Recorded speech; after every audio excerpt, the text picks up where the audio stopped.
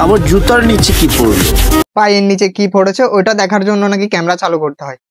আজ আমি বলতে বাধ্য হচ্ছি, দিন দিন বেকারত্বের সংখ্যা অনেকটাই বেড়ে চলেছে।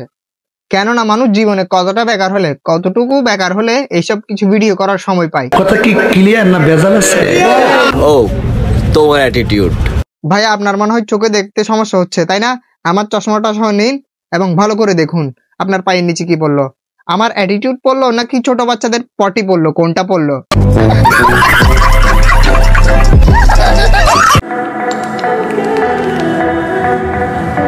এটা হচ্ছে আয়রন ম্যানের সেই অপ্রয়োজনীয় হেলমেট, যেটা পরে উড়াও যায় না, দৌড়াও যায় না, যেটা পরে শুধু টিকটক করা যায়।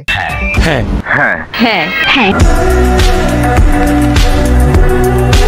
তো যারা রাইড করেন ওনাদেরকে ছোট ভাই হিসেবে একটা সলিউশন দিতে চাই, এসব টিকটক মার্কা হেলমেট পরে আপনারা কেউ রাইড করবেন না, কারণ আমি যতটুকু জানি এগুলোর মধ্যে কোনো সেফটি থাকে না, কারণ এগুলো হচ্ছে রোবোটিক।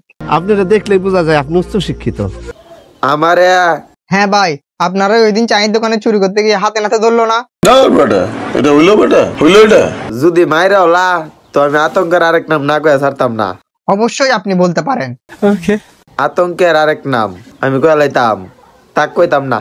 সত্যি বলতে কি জানেন, আমাদেরও শোনার তেমন কোনো ইচ্ছা ছিল না।